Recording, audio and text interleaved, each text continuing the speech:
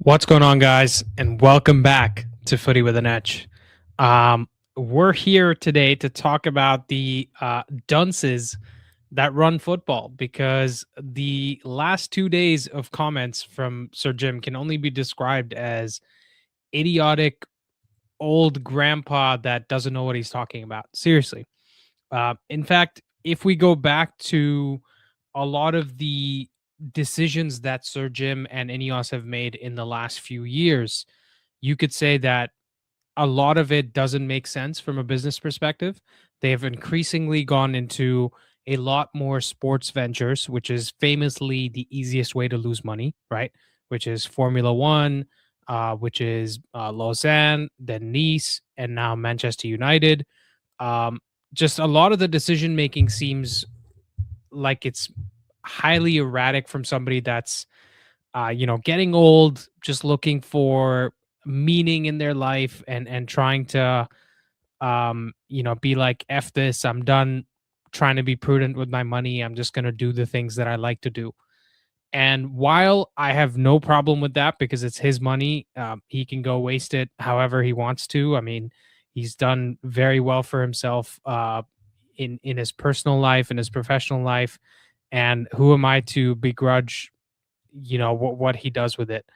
But these comments in the last 2 days are just so incredibly stupid that listen, there's plenty of people with money that are in public pretty racist and say things um that are inflammatory, and there are plenty of people that say these things in private, right?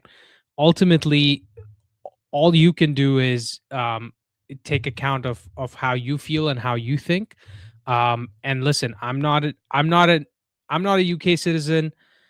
I am not an immigrant to the UK, but I am an immigrant to Canada, and a Canadian citizen now. So I can give you my perspective as an immigrant and why his comments are incredibly stupid. First of all, I moved to Canada, and in like I moved to Canada like 13 years ago, 14 years ago now, and for me to live and survive here for as long as I have, there's been a lot of like my own money, my parents' own money to help me come here and acclimatize here. I've had to do so without the presence of family, and I have contributed significantly more to the tax base than I have consumed. That is my personal story. And when someone makes an overall statement that covers all immigrants, I start to think, wait, is he talking about me as well? And I get it. There are some immigrants who come over to the countries that they want to immigrate to, and they become drains on the social system in a sense because they can't find income or they have large families, whatever that is. But it's also balanced off by some incredibly successful people that contribute a lot to the tax base, contribute a lot to the economy. So comments like these are just silly, like regardless of which country you're talking about. So let's just talk about exactly what he said, and then we'll give more of the reaction.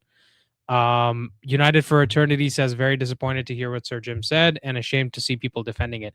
Yeah, honestly, I just think in your position as one of, if not the richest person in the UK, as somebody who has businesses across Europe to defend, this is an incredibly stupid thing to say. And 5C4 Riot says Ratcliffe is a racist billionaire. Most billionaires are racist, bigots, sexist, something, right? I feel like actually most people have some sort of views that will get them into trouble, but um, you know, common people like you or me, like we have what's it called? We don't have the protection that these guys get, right? So, a lot of our views are ironed out in our formative years. Like, listen, have I been wrong about things in the past? Of course. And then I've been corrected by the people around me to say, hey, man, that's not okay. And obviously, my view is now come to a position where am more open about things that I was not aware of, right? And I'm more educated. in those topics. And obviously, I don't feel that way the way that Sir Jim does. This just seems like he's like a closeted racist who's finally reached the ripe old age of 70 plus whatever he is, and he's just like, I've had enough. I have to speak up now. So here's what he actually said. You can't have an economy with 9 million people on benefits and huge levels of immigrants coming in. I mean, in the UK has been colonized, it's costing too much money. He says the UK has been colonized by immigrants, really, hasn't it? I mean, the population of the UK was 58 million in 2020. Now it's 70 million. That's 12 million people. If you really want to deal with the major issue of immigration, with people opting to take benefits rather than working for a living, if you want to deal with that, then you're going to have to do some things which are unpopular and show some courage. Now, first of all, the population of the UK in 2020 was not 58 million, it was 67 million. So it's a 3 million addition in 6 years. So he got that stat wrong, maybe on purpose. Hard to really say. And then he says the UK has been colonized by the UK now, by the immigrants. Guys, I don't want to walk you through the brief history of Great Britain, but the UK kind of, not invented colonization, but mastered it. Okay, so seriously, like this is so poorly timed and poorly worded and poorly done that it just makes me laugh. Right there's honestly, I'm not even. It's hard for me to actually get upset about this because it's just dumb. It's straight up dumb. It's wrong statistics, and he's not even getting to the root of the problem. He's just saying something out loud that he wanted to say out loud. So, yeah, I don't, I don't really know what to say beyond that. But, anyways, he says it's a financial burden to have that many immigrants. Okay. Then we have reactions from Keir Starmer, who says it's offensive and wrong. Britain's a proud, tolerant, and diverse country. Jim Ratcliffe should apologize. Now, the reason I'm really bringing this up is not because I want to do political commentary.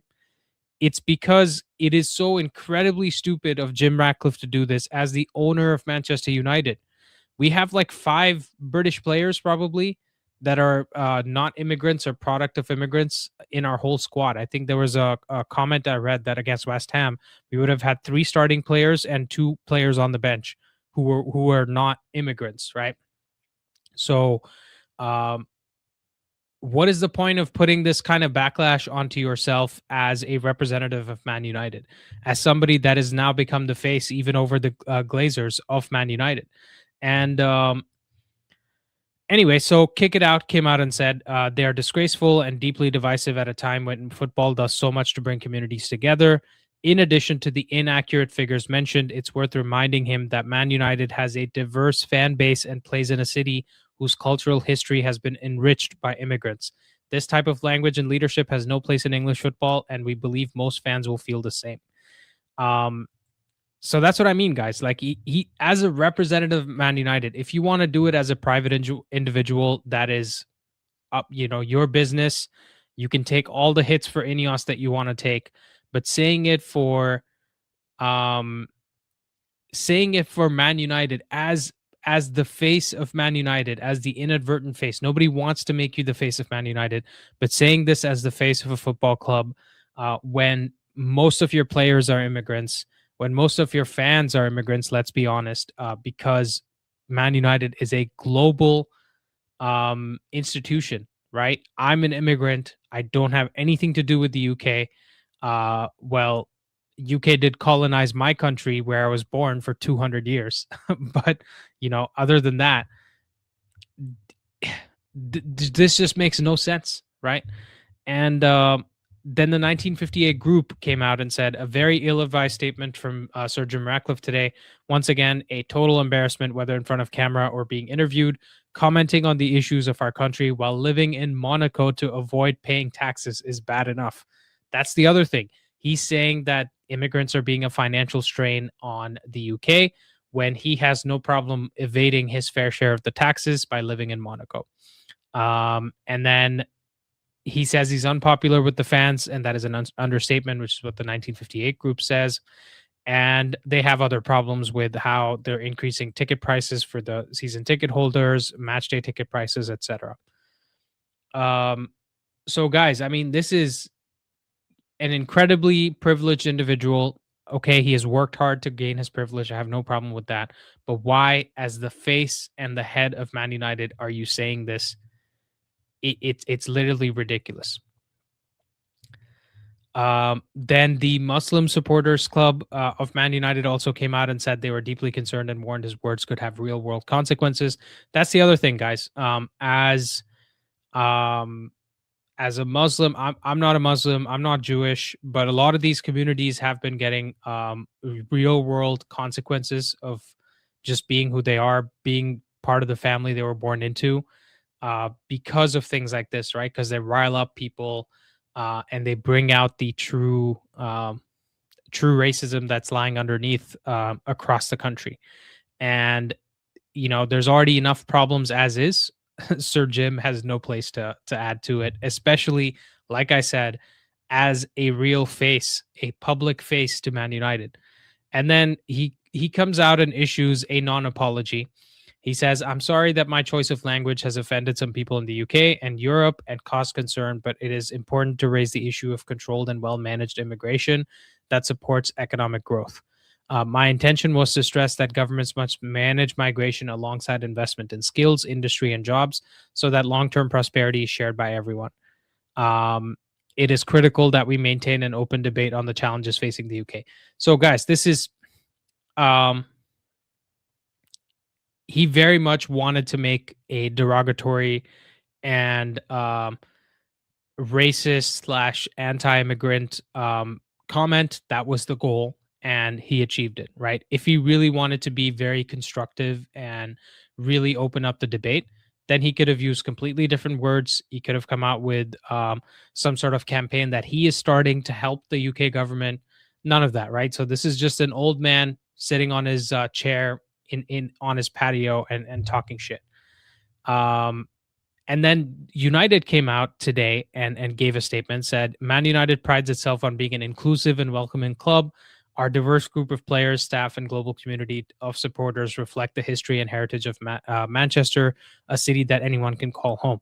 Man United reflects the unity and resilience of all the communities we are so privileged to represent. So they're not acknowledging anything Sir Jim has said. They're just coming out and making the statement because they're scared of losing revenue. They're scared of the diverse immigrant individuals that Sir Jim is calling out will stop buying T-shirts, will stop coming to games, and that's why they've released this. And this honestly makes no sense without context, because there's plenty of people who may not have heard this at all, and now they're wondering, well, why is Man United putting out this strange comment? So I, I this for me, this whole thing is just such a farce. Listen, everybody is entitled to their own views. I'm not saying the right wing should not have, anti-immigrant sentiments, or the left wing should not have pro-immigrant sentiments. Everyone can do what they want, but why is an individual related to Man United getting involved in political comments? That makes absolutely no sense to me. And then even when you look into the comments, they're just so poorly constructed, right? It's just off the top of the dome, somebody that wants to get some random thoughts across, things that float in your head. He just wants to get it out. Like, it's a stream of consciousness. And then the FA is now assessing whether his comments fall under Rule E3.1, which is a participant shall at all times act in the best interest of the game and shall not act in any manner which is improper or brings the game into disrepute. So this aggravated breach includes references to ethnic origin, race, nationality, religion, etc. Ratcliffe, as a co-owner, is subject to these FA rules. So we could have actual punishment coming our way in terms of fines that, of course, the club will have to pay, not Sir Jim out of his pocket, at least from what I understand. So Sir Jim has already done poorly enough in terms of squad construction, in terms of sacking all the lunch ladies, in terms of taking the pensions away from retired footballers who played for us in like the 50s, 60s, 70s, whatever. What more can Sir Jim actually do to show us that he is becoming worse than the Glazers, right? I understand the Glazers have done plenty of wrong for 20 years, but this guy in 2 years is trying to show that he's much worse than them. And he hasn't quite done that yet just because of how bad the Glazers have been and how long lasting the impacts of their reign are going to be on this club, specifically in terms of the £1 billion in debt and all that. But really, like, immigrants colonized the UK. Like, why would you say something like that as a face of United, as if we don't have enough problems at this club already? Now, here's the last part of this argument that I just want to discuss with you guys, which is the talking points from the Ineos perspective. Ineos operates across the UK, France, Germany, Belgium, Norway, and several other countries. They work in chemicals, petrochemicals, energy, manufacturing, and all of these heavy industrial sectors often interact with those governments through energy support schemes, infrastructure partnerships, industrial transition funding, and regulatory frameworks.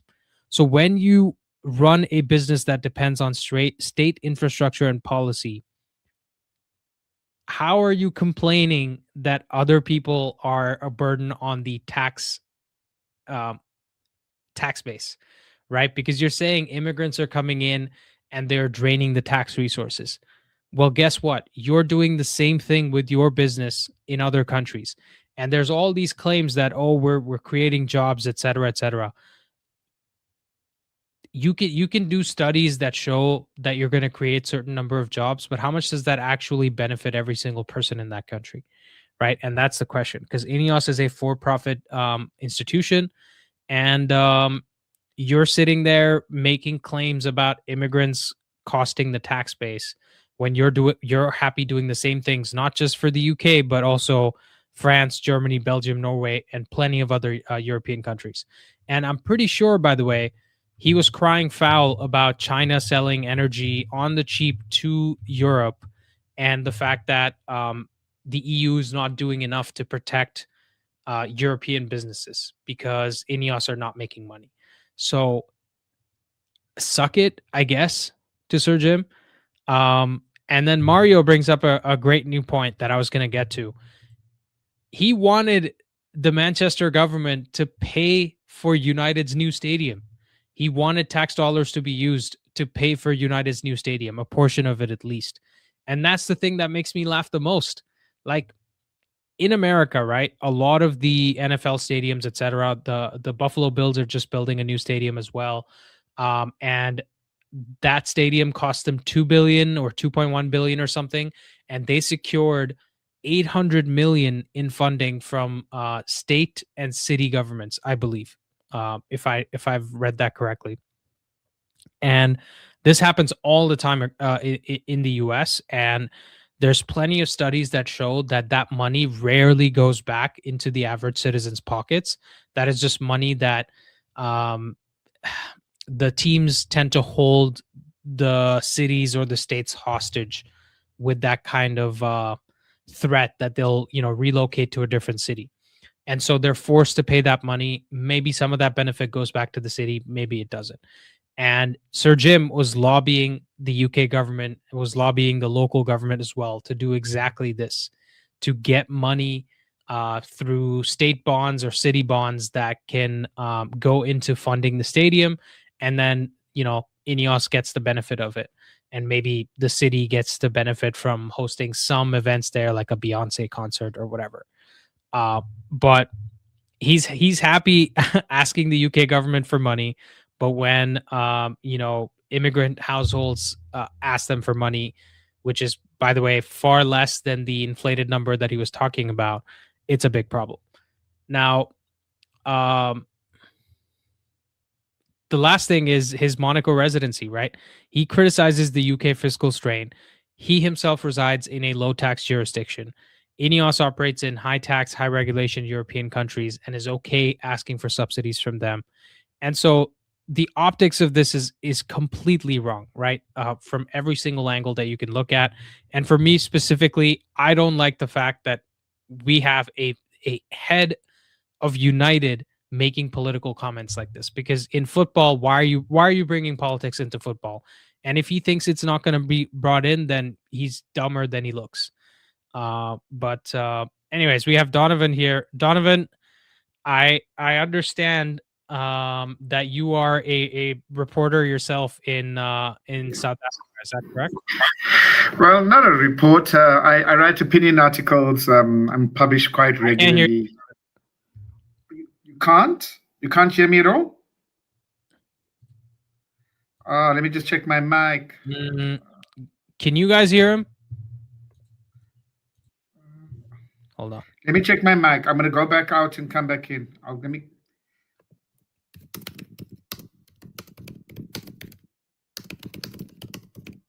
I can't hear myself now. Hold on. Sorry, 1 second, Donovan. People are saying they can hear you fine, but I can't. So give me 1 second. Can you hear me now? Let's just check.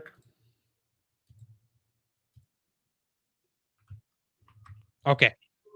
Can you say something? Yeah, can you hear me? Yes. Go ahead. Sorry. Okay, excellent. I thought it was me because sometimes I use my headphones and go for it. No hassle. No, I'm not a journalist. I'm regarded as an analyst, as a commentator, and I'm published quite regularly, and I'm on quite a few platforms, TV and radio, international and local matters. So I have opinions which are like kind of socio-political opinions, which are that has a level of gravity without trumpeting a bit too much.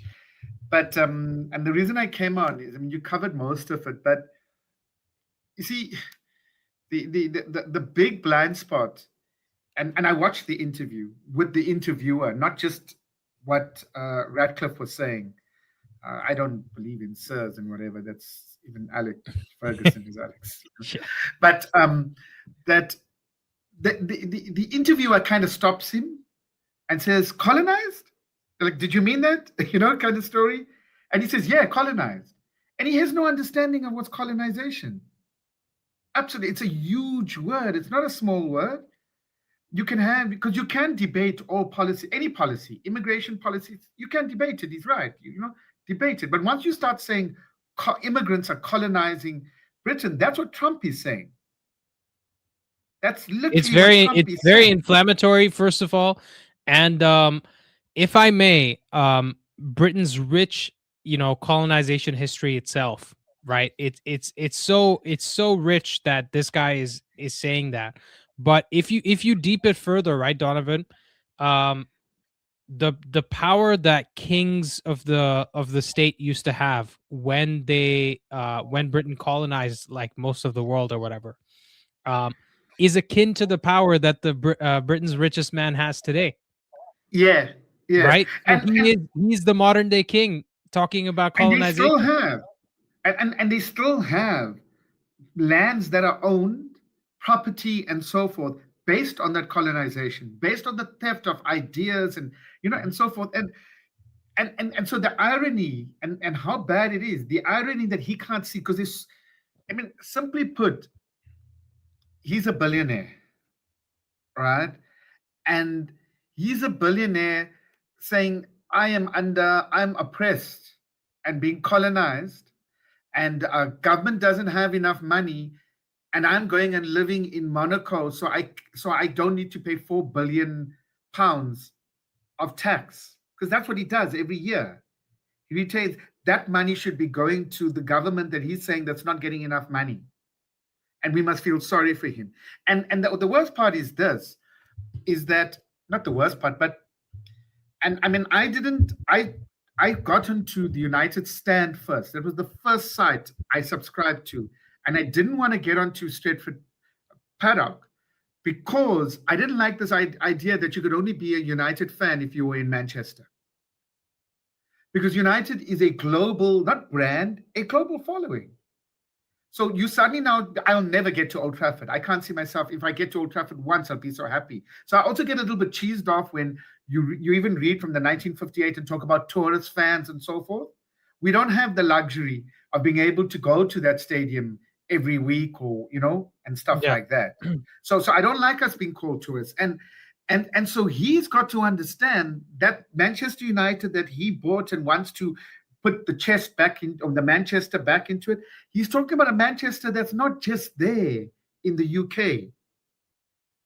And the fan base is way more larger.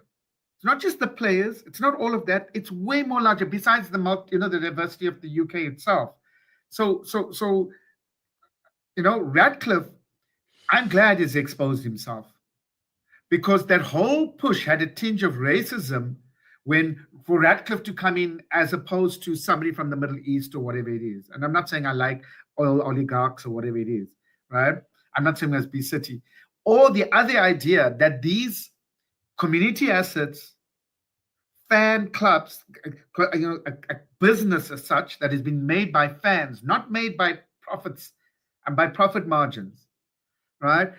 It's showing that you cannot have these billionaires owning football clubs. You can't have it in whichever way, because these are people's assets. The greatest things about clubs are not just the players and the assets, it's actually the fans, the people that watch it no matter what. They are the real commercial appeal of the club. It's the brand, right? It's the brand. The brand is the reason why United is so highly valued. That red kit and the feeling that you get of, like, we keep talking about United DNA. United DNA is about being inclusive. United DNA is embracing the Bebes and the Andersons of the world, right? Have all of these players come in and play for you, and Ronaldo, the last player to win a Ballon d'Or that played for us, was an immigrant to the UK. Yeah. Right. You go to the deepest parts of the Amazon. When you find some of these tribes, you'll see somebody with a United shirt and a Barcelona shirt, actually. And this is the truth. And so sport itself, and we've spoken about cricket and stuff like that, but all sport is a social activity. And it's been commercialized to the point of that you can shut down whole countries on the basis that, no, hold on, you can't. There's one rule for the rich and another rule for everybody else. And we are allowing sport to be taken over like that. Yeah. We really are. I fell in love with United because there were Irish players, there were black players, Paul McGrath, all right, Norman Whiteside, right? And Fergie, the reason Fergie appealed so much to us, because Fergie was a trade unionist. He came from his mother being a trade unionist on the picket line against the shutdown of the coal mines. Fergie was, I don't know if he still is, but he's the largest private donor to the Labour Party in the UK. And all those things, these are working class. This team, this club was built by the working class. And then billionaires take it over and they don't get protected. The government doesn't protect those assets, the UK government and just global government. It's been done with our World Cup, right? With the World Cup. It's going to be done with everything else, all sorts of sport. And that's why, in that sense, many of us, if you raise this another time, you'll be told you're too political and whatever else. But sport, I come from the land of Nelson Mandela. He showed us that sport, it brings you together. It's wonderful competition that actually brings you together. But if you let it get bought over and taken by the likes of the Glazers and Ratcliffe and whoever else, all right, it actually becomes divisive. It creates wars. You know what my problem is, Donovan. There was so much subtle / not so subtle racism going on when we didn't want Qatar to take over, because it was like another country's invading us. There's also so much subtle / not so subtle racism with Thomas Tuchel, a German, being the coach of England, right? And now I see Sir Jim has taken over United. He's made a bunch of unpopular decisions that go against both immigrants and non-immigrants that work at United, right? Firing people left and right, laying off our scouts, etc. And now he's openly and blatantly being racist himself.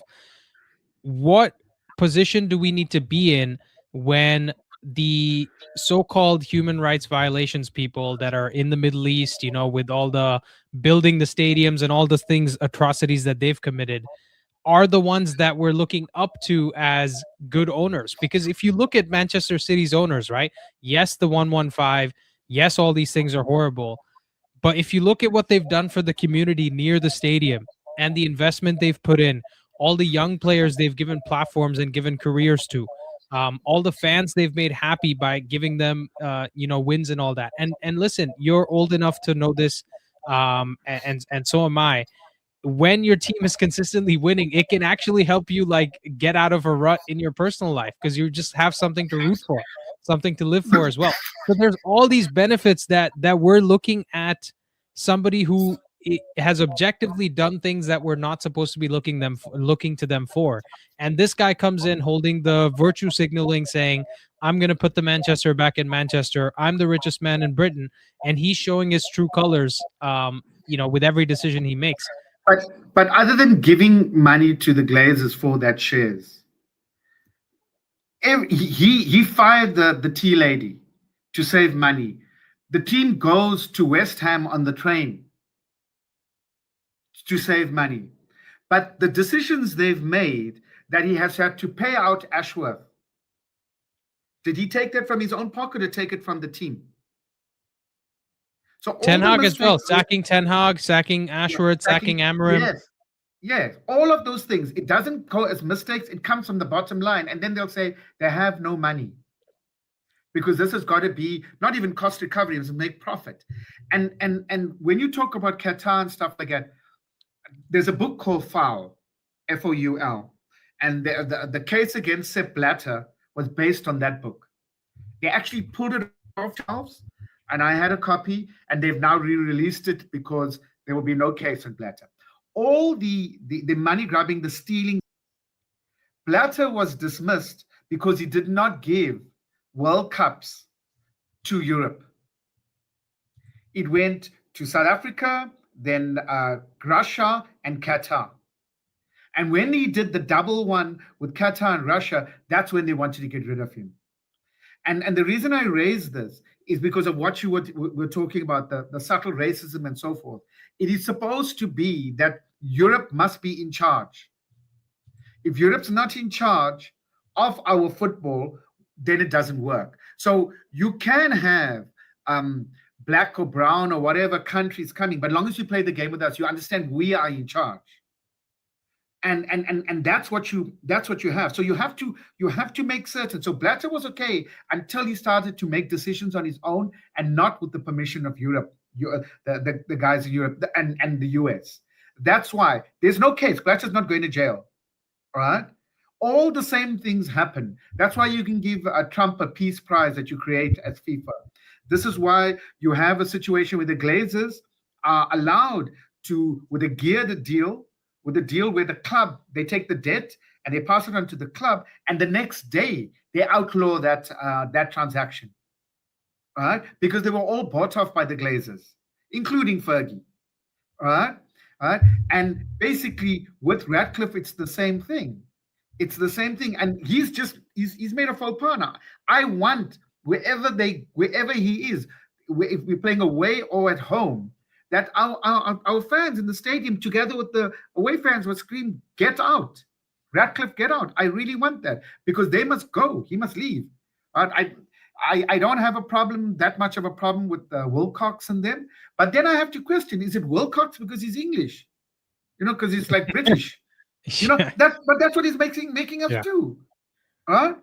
Is Amorim not good enough? And there are problems with Amorim. Was not good enough because he was not English, and Carrick is. These are the things he's getting us to do, and I don't want to be that person.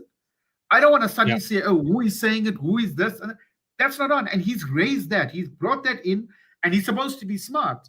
He must take his Chelsea season's ticket, and he must go to Chelsea, go back to Chelsea, and go to, because it's a lie. He doesn't support. That's United. The thing. That's the thing that gets me, Donovan. Right? Because there's the racist people that you and I need to be scared of are the ones who do it in private.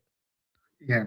Right? Because the real people that are making decisions that are, like in the US, you have this thing called gerrymandering, right? Which is they can change the voting counties and all that. Demarcation. Exactly. Demarcation. So that different races are included within the vote and, outside of the vote, all these things. Those are the actual things that make a difference, right? Somebody just coming out and saying something like this in real terms, yes, it incites, inflammatory things amongst people who listen it, and some other people might go do silly things because they heard something like this. But at the end of the day, I can't get over how incredibly stupid this is from Sir Jim, because Well, I coming and think it saying was. it out in public, it doesn't do anything but unite No, everybody against you. I think that he was thinking more not like about United, but like a businessman, on the basis that there's this big push for Nigel Farage and reform to pick up the pieces, because nobody, the Tories are so weak, and with the whole Epstein matters, Keir Starmer, the Mandelson thing can bring down Keir Starmer, and Labour can go even more weak. So there's a great opportunity for Farage to win, and so he's been counting, and he's like he's what's nice about Farage or whatever, they give money to all the parties, but so he wants to make certain that Farage. So he was nice about Starmer, saying Starmer is like, he's a good guy and whatever else in the whole interview. But this was about making certain that they can get a Nigel Farage and the Reform Party in, and then it'll be better for Ineos. It'll be a lot better for Ineos and him. And he forgot though that, so he was separating the discussion. He forgot though that he's Manchester United owner. And then later they ask him about Manchester United, and he says, "Yeah, all our plans are coming together." Like he had, like this is a Carrick's run, the 5-game run, undefeated. It's him. It's Ineos's plan coming together. Can you believe how opportunistic this guy is? So he's idiotic that he forgot, or he not forgot. He doesn't actually know. He really doesn't know how big United is. He is first a United owner before the head of Ineos. If he didn't know that, now he does. Yeah. Huh? No, that's what I'm saying. It's so incredibly stupid. Even as head of Ineos, and I understand Ineos are like 50 times bigger than United as an organization, right? As a business entity. But United is 50 times more visible than Ineos is, right? Even though it is that much smaller. So it's incredibly stupid for him to come out and say this. And I don't know what he has actually achieved, because now he's had to walk back some of the statement as well. And all the people who were going rah over what he initially said are now sitting there not satisfied either. You know what I'm saying? Like, no, it doesn't work like that. It doesn't work like that, unfortunately, Andy. The politics of spectacle actually doesn't work like that. You see it in the US. Pam Bondi, who lost her marbles in front of the Senate and looked like she was just shouting and filibustering, is a hero to that MAGA crowd.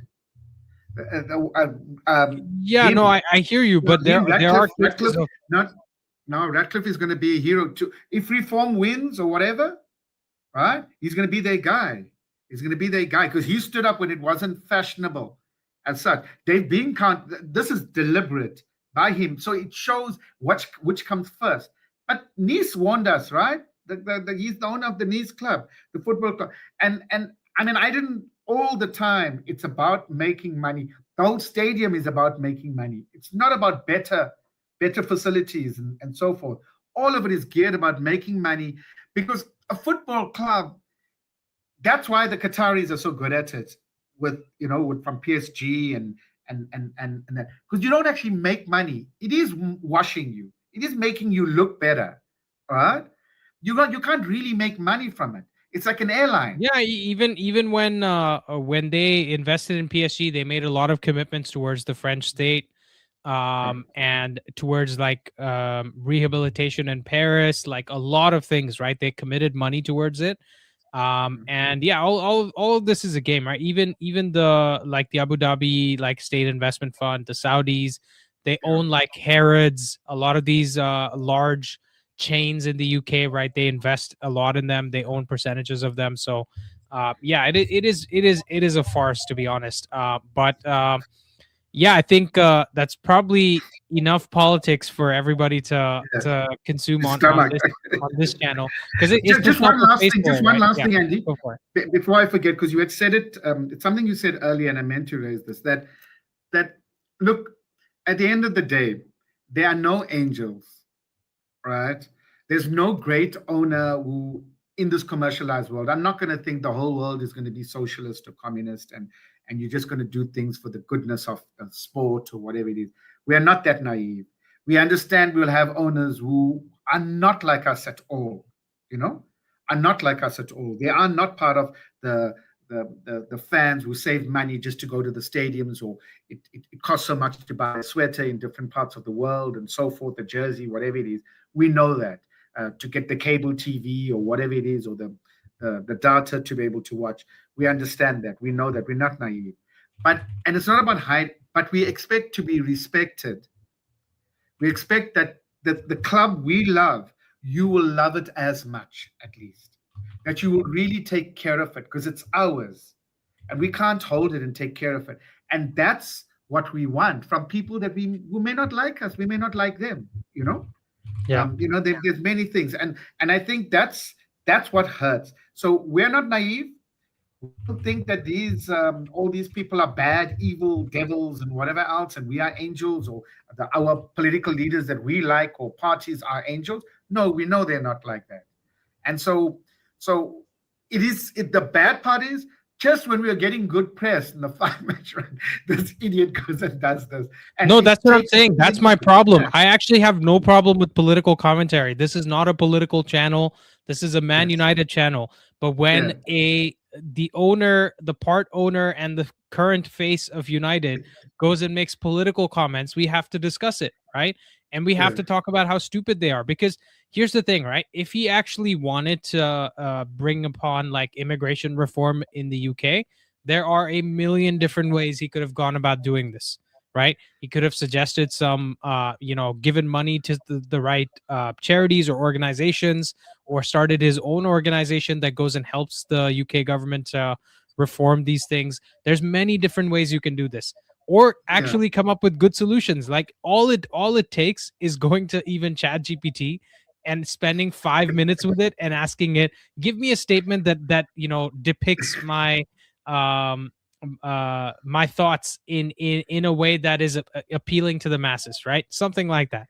But he didn't want to do that because, like you said, this is deliberate. And the problem is it's tying our football club to something we don't want it to be tied to. And this is just where we are. So anyways, he must get out of our club. That's what we need to tell him all the time. And we need to stand by our players and tell them we are not him, because we can lose players, and we can lose players who may have wanted to come to the club as well. Yeah. And but 100%. Thanks. I think it's enough politics at any rate. Yes, that is go Man United. Yes, glory, Man United. And what is it? Sir Jim, get out of my club. Green and gold till we're sold. Whatever, man. I mean, honestly, this is just a farce because nobody could have expected. At least I didn't know enough about Sir Jim or Ineos to expect that things could get worse than the Glazers. But that's just how I feel right now. At least they kept their mouth shut about political things. From what I'm aware. They support Trump. We know they support Trump, but they don't talk about it. They don't push their political views, and that's what he did. But he did it with an Ineos cap at an industry. But he doesn't stop being the face of the ownership part of Manchester United. Yeah. That's how it is. Now he's learned the hard way. Yeah. Anyways, cool. We'll leave it at that. Donovan, thanks for joining. Thanks for giving your thoughts. Oh man, thanks so much. I'll listen on the other side as well. Cool. Yeah. Hey, Nelson, around. Yeah, Donovan says hi to Nelson. We're actually going to end the show there because that's all I want to talk about with this topic. Like I said, I don't have a problem with anybody's political views. You're totally open to have them, but just don't bring sport into it, is my thoughts. Sport is for enjoyment. I don't care if it's a Republican, Democrat, left-leaning, right-leaning, Muslim, Jewish. Anybody can enjoy this club. So let's just enjoy this club. Anyways, thank you guys for watching, and we'll see you next time.